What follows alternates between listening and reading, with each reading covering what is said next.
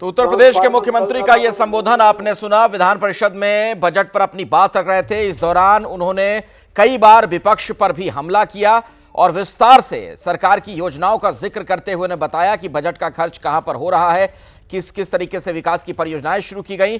और प्रमुख बात यह कि अबू आजमी को लेकर उन्होंने तीखा बयान दिया।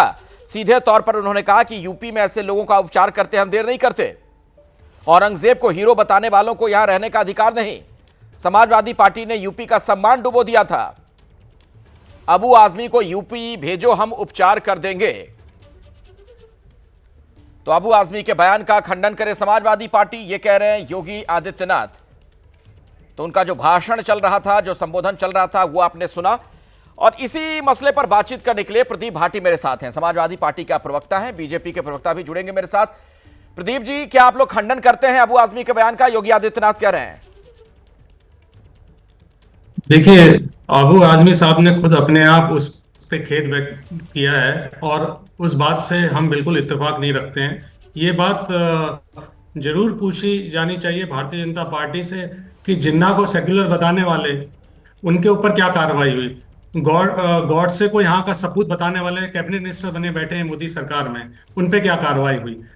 हर बार आप किसी पुराने हिस्ट्री को खाड़ के लाएंगे और नए मुद्दों से देश और जनता का ध्यान भटकाएंगे। आप ये व्यक्तिगत तौर पर कह रहे हैं प्रदीप भाटी जी कि जो अबू आजमी कह रहे हैं उनके विचार से आप इत्तेफाक नहीं रखते हैं, या पार्टी का बयान इसे माने? क्योंकि अखिलेश यादव ने जो ट्वीट किया थोड़ी देर पहले एक्स हैंडल पर, जो उन्होंने लिखा है, मैं पढ़कर आपको सुना दे रहा हूं।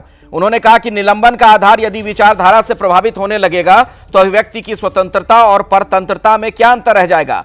हमारे विधायक हों या सांसद, उनकी बेखौफ दानिशमंदी बेमिसाल है। तो ये बेखौफ दानिशमंदी किस संदर्भ में कह रहे हैं अखिलेश जी? जो औरंगजेब की तारीफ की गई, महिमा मंडन किया गया, उस बारे में?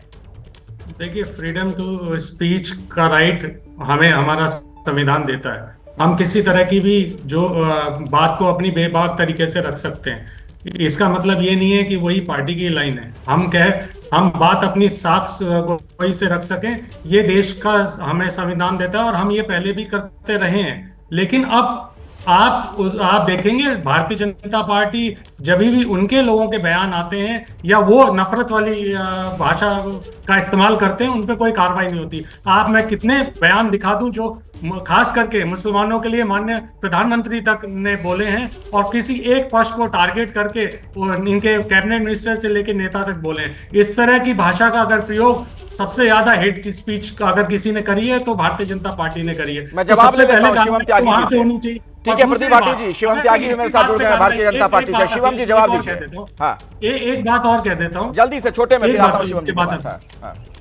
प्रदीप जी छोटे में एक बात और कह देता हूं कि अगर गाली आपने तो पार्लियामेंट को शर्मसार किया हुआ है, किस तरह से गाली गलोच आपने पार्लियामेंट के अंदर होने दी और उसके बाद भी कोई कार्रवाई नहीं हुई। और इस तरह की कार्रवाई किसी बात का जो जवाब दीजिए, तो विधानसभा के अंदर भी ना रखी गई हो, उस बात पे कार्रवाई आप कर लेते हैं। तो ये दोहरा रवैया है आप लोगों का। शिवम त्यागी जी जवाब दीजिए। ठीक है, हो गया प्रदीप जी, आपकी बात हो गई। नई बात को प्रदीप भाई आपकी बात हो गई, जरा बोलने दीजिए अब शिवम जी को। हाँ, अरे ऐसे थोड़ी पढ़ना होता है, अपनी बात शॉर्ट में रख दो। थोड़े समय में अगर बात है तो मैं सिर्फ इतना कहना चाहता हूं कि बेशर्मी का आलम देखिए कि इस देश में जिन आक्रांताओं ने, जिन लोगों ने क्रूरता करी, जिन लोगों ने साहिबजादों को दीवार में चुनवा दिया, जिन लोगों ने अर्जन देव की प्रताड़ना करने के बाद हमारे सिखों के गुरु उनकी हत्या करवा दी, जिन लोगों ने श्री गुरु तेग बहादुर जी का शीश काट दिया, उनको यातनाएं दी, जिन लोगों ने संभाजी महाराज को यातनाएं देते हुए उनकी हत्या कर दी, उन लोगों का महिमा मंडन महाराष्ट्र में, हिंदुस्तान में बैठकर समाजवादी का नेता कर रहा है।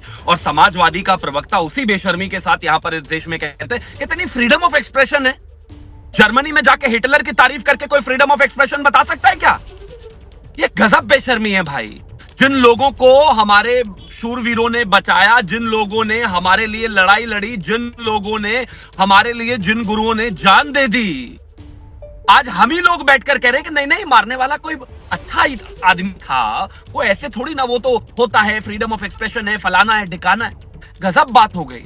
जिन लोगों के नाम पर अपने देशों में एक शौचालय तक नहीं है, एक बिल्डिंग तक नहीं है, एक घर तक नहीं है, उनको कोई कुत्ता नहीं पूछता वहां पर, क्या ठीक है। हिंदुस्तान में अपने सर पे रखे हुए घूम रहे हो उनको? हाँ। बना लेना औरंगजेब को अपना रिश्तेदार, बना लो उनको अपना जो है पार्टी के उसमें प्रोटोकॉल में ले आओ ना, मैनिफेस्टो में डाल दो। अब औरंगजेब की कोई प्रदीप भाटी जी, ये बिल्डिंग सवाल तो बनाओगे, है कि तड़के भला ये बनाओगे। अभिव्यक्ति की आजादी कैसी है अगर औरंगजेब का महिमामंडन किया जाता है?